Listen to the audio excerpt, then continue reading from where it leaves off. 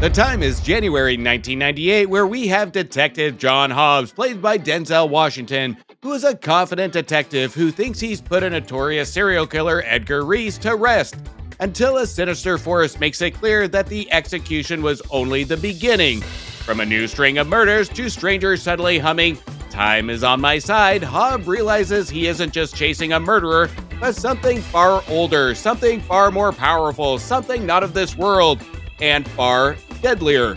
Hobbes begins to realize that Edgar Reese is still present in this world and jumping from body to body with every touch, sending a message with every kill he makes. Hobbes now has to second guess every handshake, every casual passerby, and even his own partner and family. This week on Back to the Balcony, we cover 1998's Fallen.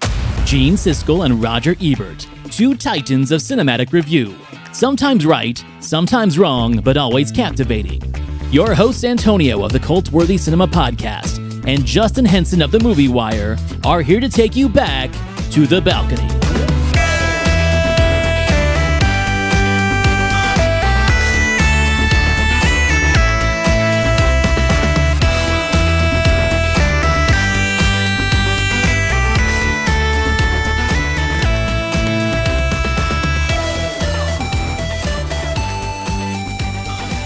So, this is one of those movies I haven't seen in over a decade. And I remember its release. I saw it in the theater, and it's one of those that surprised me in shock factor of the almost originality and almost a taboo element as an adolescent, where my love of John Goodman. I love Denzel Washington. These are a match made in heaven.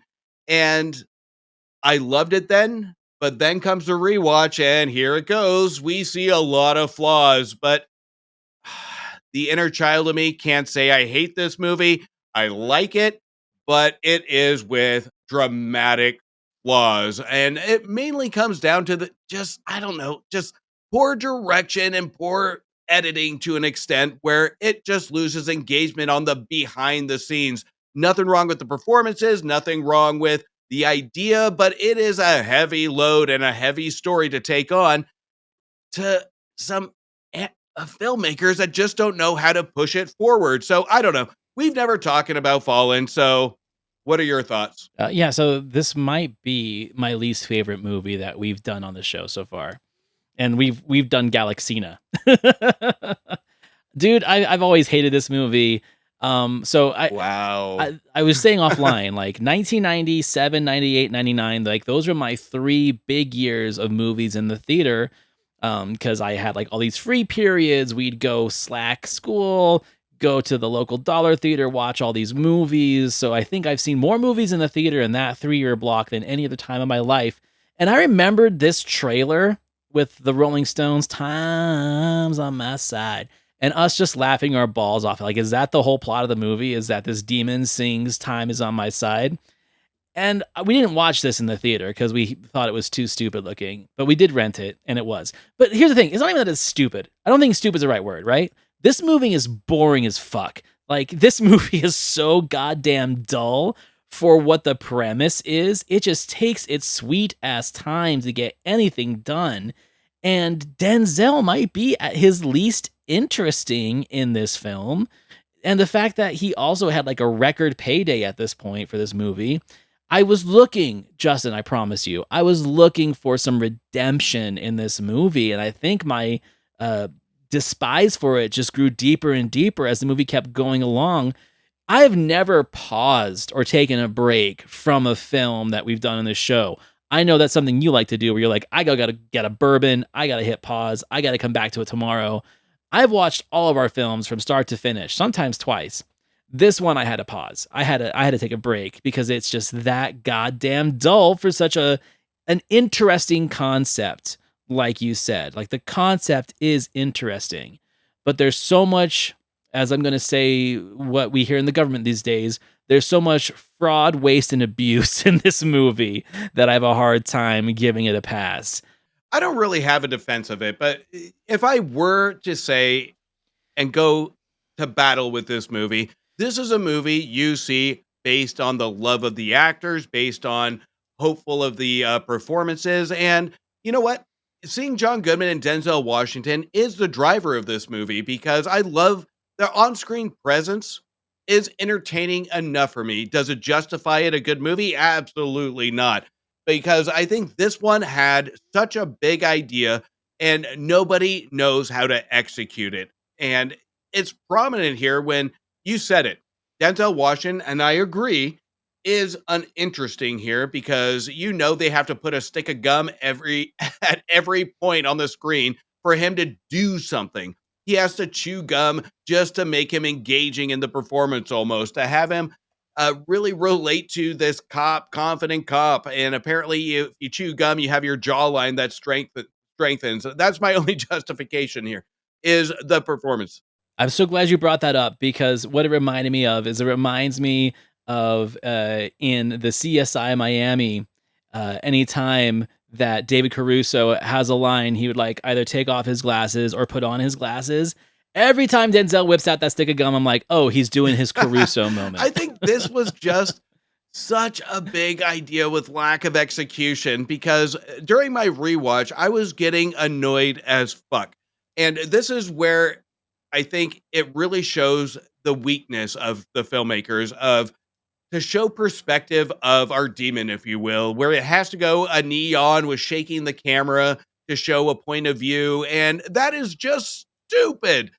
Like, it has its moments, like, where I really think this should have gone in the direction where we have a moment where we have a character running from a crowd and we see uh, Reese touch a shoulder after shoulder chasing it instead of taking one singular character running after her. I think there are moments here where it has some good ideas, but we never bank on those good ideas. We never follow through with those good ideas. We always get the stupid lazy shots of the perspective of the killer in a neon setting of just shaking the camera. And I think that is what detaches me from this movie. But at the end of the day, I'm going to be the contrarian here is I don't think I found it as dull as you did because again, you're going to watch this movie based on the talent on screen. It solely banks on the on-screen likability and it's very, very hard when you see John Goodman or Denzel Washington even in a lazy role, not to be engaged because of the likability factor. So it's not a good movie, but I will defend the performances of on screen likability, not overall performance. But John Goodman does give a good performance here, given his range when it comes to a serious serial killer role. Well, see, and I think John Goodman's totally wasted in this movie. I feel like he had to like show some restraint until he starts singing the song at the end when he is possessed. But James Gandolfini wasted. Thank God, a year from this point, he would have Tony Soprano, wouldn't have to worry anymore. Donald Sutherland wasted. Elias Koteas wasted. How do you have possibly the most fascinating, entertaining performer in this movie have like 2 minutes of screen time and then nothing? Like it's such a false flag. Embeth Davidtz is a good actress, but her character is so just one note stereotypical. It's the theologist, it's the scientist that knows everything, blah, blah, blah. Will there be a love interest? Who cares? Because nothing matters in this movie. That's like the mortal sin this commits. And this commits so many mortal sins. So, okay, let me platform my rant off of this. They mention it in the critique at the end, and they're not wrong. Like, this definitely suffers from the idea of, like, okay, it's the mid to late 90s. We have to have a serial killer movie. We have to have a Just Cause or a Primal Fear or a Seven type movie.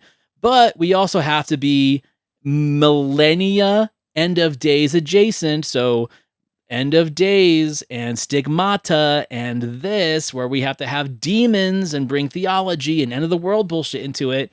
And I see why they thought that combining those two things, the late 90s craze of serial killer movies and then the late 90s craze of end of days movies, and put them together, which should work on paper, but it doesn't, right? It doesn't have the humor or satire like Devil's Advocate does. It tries, but it fails. But it's also not dark enough and disturbing enough in the serial killer aspect like Seven or Primal Fear is. So I feel like it really is just trying to sell this mishmash of a story with these actors, these amazing actors that just don't have enough to do throughout the movie. It's oversaturated in its color, especially in the demon scenes. That real kind of like, let's say, choppy frame rate, handheld kind of swishing the camera around. It's like, I don't need that. I don't like it. And I knew I was in trouble because I remembered the opening credits where it's like the mist of the gas chamber forms the titles. And I was like, go fuck yourself, movie. Like, I was already done with it within the first 5 minutes. Well, this one, because I'm a huge fan of Primal Fear, I think that was done, and it's by the same director of Gregory Hoblit here. I know, and it's such a good movie. That's why it pisses me off. It is, but I think where the breakdown was with our writer Kazan, who tends to overcomplicate it, and we saw that. Yeah, he did Dream Lover. He definitely knows how to overcomplicate it. The natural emotion or the stakes on hand, the premise is interesting enough, but then it becomes very wordy. And this movie is very wordy, where we have a serial killer on the loose, we have all these stakes, we have a demon that's inhabiting bodies, but we spend most of the movie talking things out. And to your point, I 100% agree that Sutherland is wasted, Goodman is wasted. I wish that final 10, 15 minutes of them three almost interacting would have been half of the movie, because the performances, we can tell, could have been something more. Sutherland, at this point, we have almost a moment where we really are engaged. It's probably the best moment of the movie, where we really do question who this man is and who he's rooting for. And it's the most in-depth character analysis that we have. I wish we would have gotten that throughout. It is completely wasted. The talent here is never recognized by our director. And, it's one thing that I've stated before is the real true test of a director is to see where the talent can take this movie, where you can tell that the dialogue is limp. So where do we pivot? We pivot by adding in. We improvise. We take more screen time to some solid performances. We have our performances ask more questions to the audience, and that never happens here. We have this idea of a demon that can possess and go over every other body, but it's never truly explored because everybody's just sitting on their ass talking. So this is it. I think we go back to where we even take Hobbes's brother, where he is killed in the bed, and we sympathize with the idea of death, but that is another piece that's wasted because it's just brief conversation where we don't build that emotional relationship. We don't build that emotional chemistry between the two. So when it comes to the point where Hobbs' brother dies, it's just like, that sucks. Yeah, nothing happens. He just goes back to work. Yeah. So there's nothing from Denzel, and it's a disappointing moment, but I don't fault Denzel for that. I fault the director and the writer. So this movie could have been something, but it's almost like it banks on the gimmick that you spoke to in the trailer, that Time Is on My Side, the song. It's a marketing piece of it that when somebody sings that song, we know he's possessed. But even that's not consistent throughout the movie. So I don't see the cat at the end singing that song. So where do we go from there? Oh, so spoilers. Fucking cat. My bad. My bad. Another animal possessed. What's the other mortal sin that this movie commits? I would say the mortal. Are you talking cinematic moral sin or just moral sin? What's the mortal sin that this movie commits that you probably think if you know me, you'll know that I hate more than anything?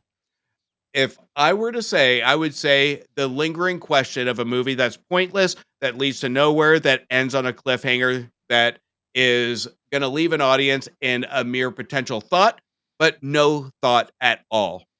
I mean, you're kind of close. That's definitely the second one, because I was going to say it does an LA Confidential type ending, like it's trying to rip off that with the Mexican standoff essentially at the end. Blah blah blah. No, what does this movie have that it definitely didn't need, that pisses me off more than anything? It has a goddamn character narration throughout the whole thing. Denzel does the fucking most boring Blade Runner Harrison Ford I don't want to be here narration throughout this movie that doesn't need to be there. it adds zero to it. If anything, it's trying to be like Sunset Boulevard, where it's like, hey, this is how I died, right? And he's got this jazzy inflection to it. Go fuck yourself, movie. Like, it doesn't need that. And I forgot about it. I remembered some of the shitty things from this movie from like whatever, the 20 something years ago that I first saw it and last saw it, I should say. But I forgot about the narration and it pissed me off. And it especially pissed me off after the climax where he keeps on talking from the spirit world. And it's just like, how cliche can you possibly be? He may as well have been laying face down in a swimming pool. It may have well been Sunset Boulevard. Well, what I think our writer Kazan was really trying to do, if I were to picture a movie that I really wanted, if I were to go that route, is to create a noir kind of religious possession movie that really did have a different setting in mind, a different kind of pacing in mind. But here, this is opposite from what we talked about last week, where it goes against the current. This one really goes all in on just the idea, but it doesn't do anything with it. It just sticks to the dialogue. It just sticks to the talent on screen. This would have been an interesting movie if it went literally in a different, maybe time, different setting, and had that narration where we can tell this one wanted to be a detective story. The dialogue shows this wanted to be a detective story. The tone shows this wanted to be a detective story. The characters are talking like detectives or investigators from the 40s and 50s, especially as you spoke to the narration. So, Yep. but Hoblet doesn't take that route. It's cheap. It's straightforward. There's no new ideas put to the screen, and that's the most irritating piece of it. Is in the beginning I was defending the movie, but I was more defending our characters and the on-screen presence, and that's not how we should defend a movie. Given it's entertaining watching the characters we love on screen, but it's more frustrating seeing the true potential of what this movie could have been. Yeah, you read my mind and you literally stole the words out of my mouth. It's like, okay, the way this movie plays, first of all, the setting, the environment is so dull, just like wintry white city. And I get it. They're doing it so the contrast of the demon POV is more stark and upsetting. But this movie should have been 1950s New Orleans, right? Problem is, we kind of already got that with Angel Heart. Okay, I get it, right? But it still would have worked. It should have had like a voodoo element. It should have been dark and sweaty and dingy. That would have added to, like you said, the noir element that it wanted. It would have added to the Sunset Boulevard narration that it has, and it wouldn't have felt so just off. Like the movie just feels off to me. And that's like its biggest sin is like there are so many things they could have done to make it better. But I think the problem was they spent 15 million on Denzel, and so they had to kind of cut costs everywhere else. Well, I think what would have made this in a direction, if I were to nitpick, make it black and white so we at least know what we're expecting when it comes to the kind of dull, the smoky atmosphere, the dark tones, John Goodman smoking in a police precinct, whatever it may be. Would that have fixed the movie?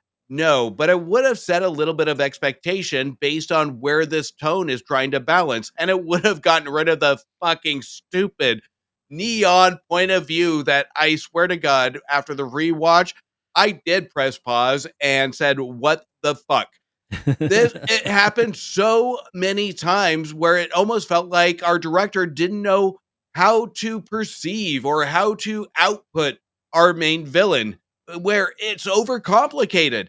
This is a simplistic story. You can tell with our writer, they wanted this to be a dialogue driven movie, and our director said, hell no, we're going to make this a seven copycat where we are going to have some visuals, we're going to have some editing, we're going to have some grimy tones that's going to be mirrored to Primal Fear or Seven.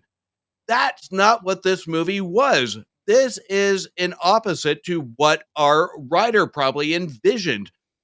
We can almost tell our writer wanted to go to kind of a unique feel to it, but the vision is so off that it's so off-putting that you don't want to follow these characters.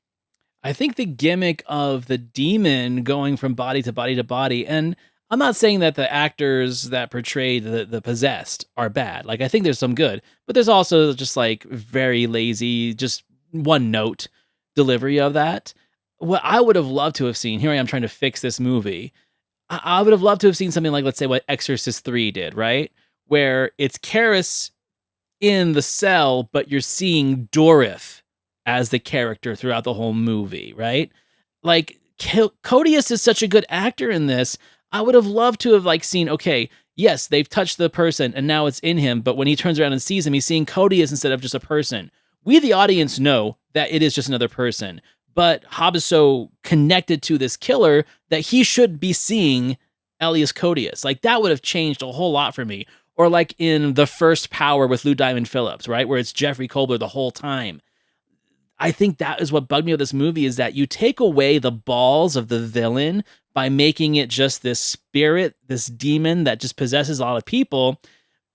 You don't connect to the villain. And if you really want a strong villain, you have to connect to it, right? And having a face and a voice to connect to, I think would have made it so much better, because that builds the tension and the suspense, but it also builds the stakes between your hero and your villain. And that's the problem with this movie.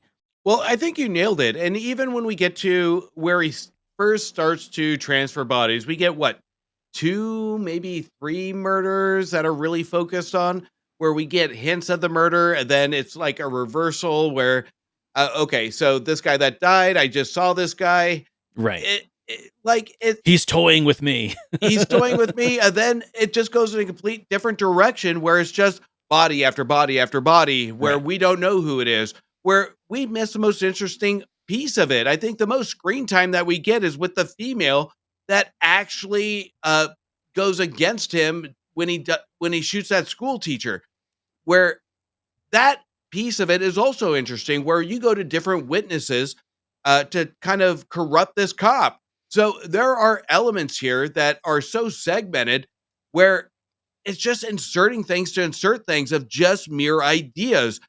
Focus on one thing. So even if we were, again, to fix this movie, take out all the side pieces of it, focus on the serial killer and focus on framing the cop. I mean, that would have been interesting enough, but it just gives us mere glimpses of what this demon can do. It shows off. It's almost like we're showing off the idea, but never fulfilling a great complexity of what this idea can be. So I think, again, it overcomplicates itself on some great ideas that are so in your face, it's frustrating. Yeah. Now I want to see the Fallen sequel where it's just the cat going around and possessing people. I think that'd be more interesting what this is. With the dog in the Ferrari. Got it. I got to tell you, I was so nervous about what they were going to say in this critique. I was like, please, guys, please. You surprised me, and you made me love you guys even more with your review of The Hidden and how much you liked it. Please don't let me down with Fallen. Let's hear what they have to say about it.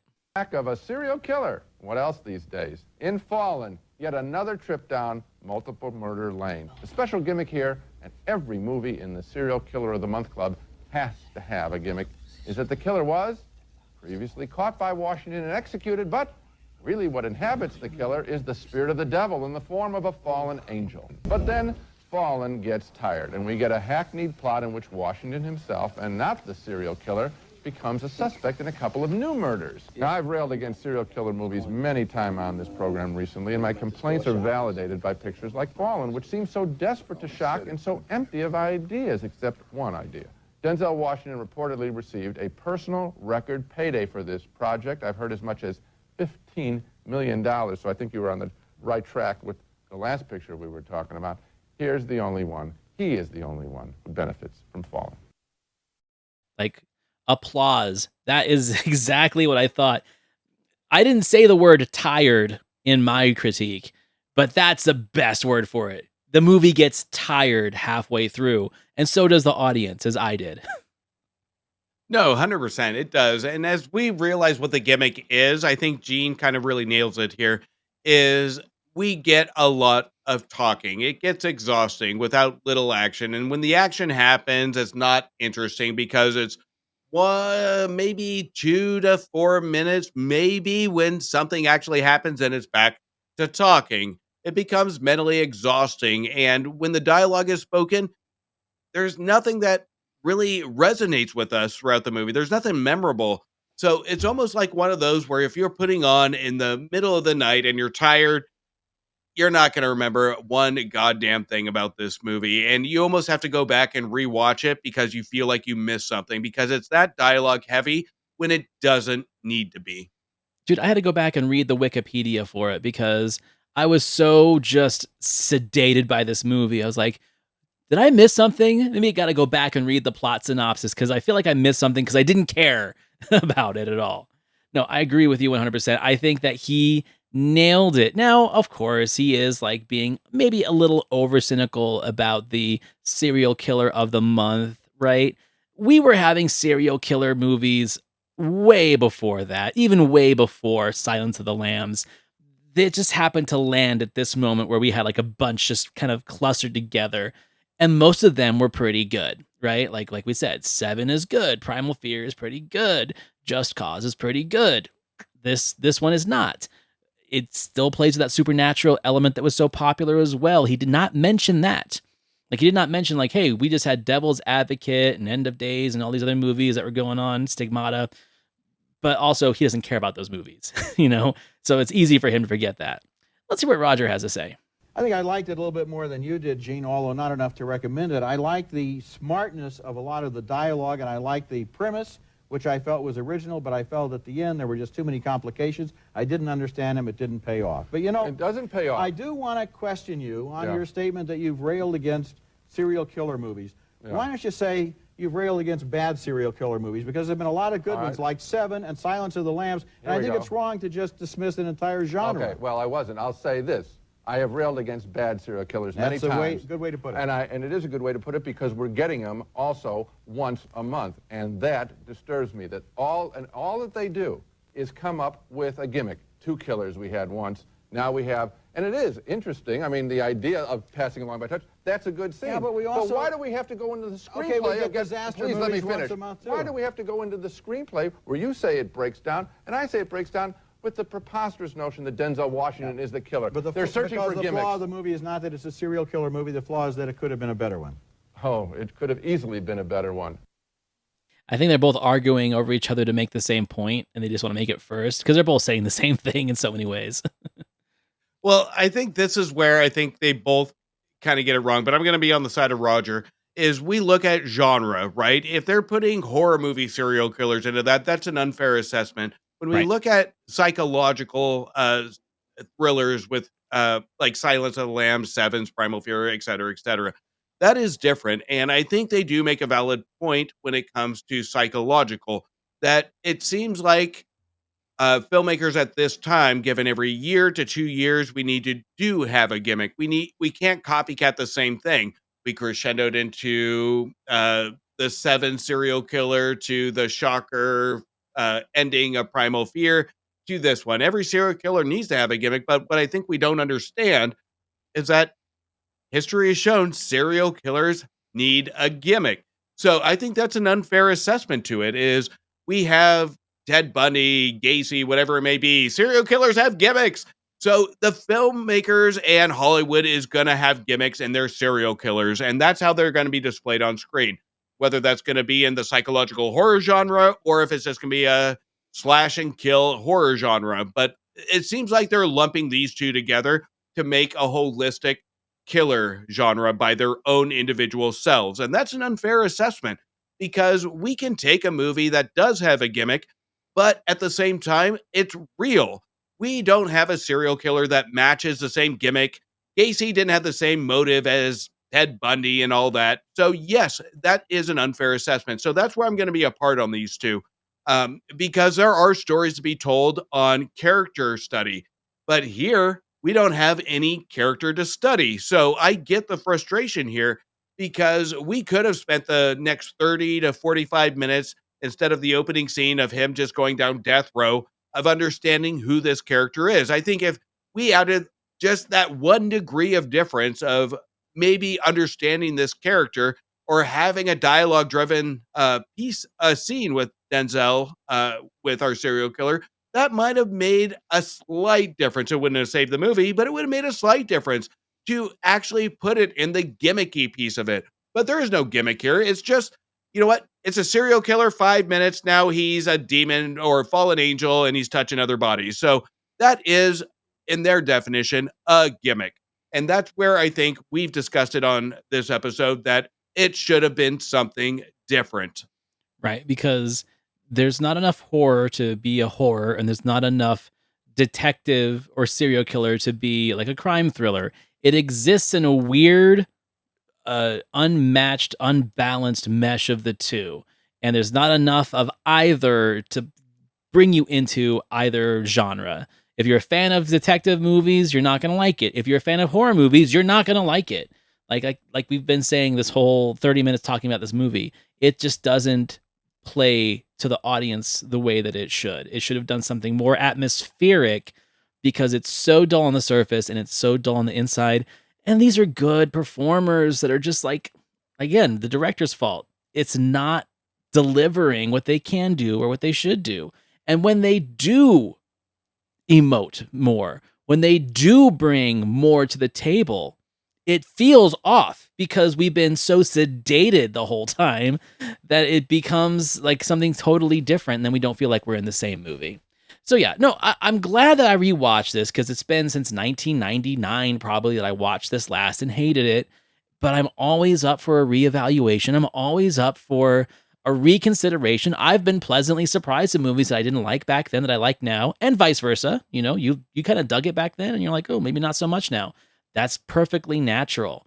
I'm just glad that like 2 weeks in a row now, I feel like I'm on the same page as our critics. And I feel like I've been battling them so much over the last few months that this is actually kind of like a nice, refreshing run of episodes for us, you know? Hey, The Hidden and Fallen, I agree with both Gene and Roger. I'll take it. 100%. And you know what? The one thing I think I'm going to disagree with Gene on, if I were to reflect, is nothing taken away from this movie I think is wrong. And I'll go on the stake for John Goodman because he's so lovable. This is a one movie I think really did test him. It really did test his range because he followed with bringing out the den later down the road and getting out of that stereotypical typecasting comedy lovable guy. So I think this one did set a tone to where he's going to go in the future. So, I mean, without this movie, I don't think he would have had a solid performance that we saw as bringing out the den or Oh Brother, Where Art Thou? So I think this one was a seedling for him to really bust out of his shell. Dude, like one of my favorite performances of his of all time is in 10 Cloverfield Lane. Like I thought that was such inspired casting in that role for him because we are so used to having him be like Dan Connor, right? Or the silly dude in the Coen Brothers movies. And here he was like, oh, I'm actually scared of John Goodman now. That was pretty cool. I look at that. Okay, so when it comes to the critique of our critics, hey, you know what? I gave him an A last week. I'm not as ecstatic about his review for this week, even though I agree with it. I think that they took too much time kind of talking over each other to say the same thing that kind of pulled away from the real experience of this critique. And so I'm going to give him a B on it. I like it, but it's not as solid or well thought or well delivered or passionate as the Hidden review was. I'm kind of the same boat, but I'm going to give Roger a little bit more credit as he kind of nailed exactly what my mindset was while watching this film as a rewatch. So he hit the nail on the head when it comes to just a lot of nothing. And I think I'm going to give him a little bit more credit compared to last week because I think I related to this review during my rewatch versus Mr. Sci-Fi guy from last week in the body switching movies. So I am actually going to give him a little bit more. I think I'm going to give him 3.5 stars on this one because I think it was to the point. I think it was very descriptive and I think it was accurate given the time that he had on air. I mean, just really fast, we talked about offline what was on this week's episode that this might have to be like a whole run of ours.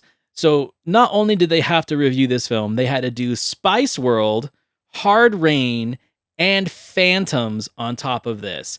And Gingerbread Man, which I actually think is a pretty good movie. But yeah, I have not listened to the rest of the episode, but I gotta know. Oh, and Star Kid. I gotta know what they thought about all those movies. Like, what a rough week for these guys. It was a rough week, but you know what? I'm going to say probably about one of those movies is my fall asleep movie, and then the rest are pretty much ones I would agree with. But you know what? It is a rough week, and I know exactly how grumpy I can get after a week like that. So, I don't blame them. I sympathize, or I should say I empathize with these guys during this week. Well, that was a great conversation, great episode. That was two good ones in a week where I like what both these critics had to say. Now, next week, continuing on with our spooky horror month, I'm bringing another sci-fi alien film to the episode. I'm bringing Stephen Herrick's Critters, the first of the quadrilogy, I should say. And I think Critters is a lot of fun. That's all I'm going to leave it at. I have no idea what our critics think about it, so we will see. But so far, we're kind of on a roll. I wonder what they like about it. And Stephen Herrick, director of Mr. Holland's Opus, who also did this film, I think that's a hilarious conundrum right there. Is that, hey, that guy directed this film? What do you know? Such a good director. So anyway, thank you everyone for watching, listening. Please rate, review, give us 5 stars on Spotify and Apple Podcasts. Subscribe to our YouTube channel. Leave us comments, reviews, suggestions. If there's a film that Siskel and Ebert covered on their show, we would love to hear your input and put it on the list. You can find me, Antonio, over at the Cult Worthy Cinema Podcast at thecultworthy.com. You can find my co-host Justin Henson over at TheMovieWire.com. And we will see you next week. See you next week.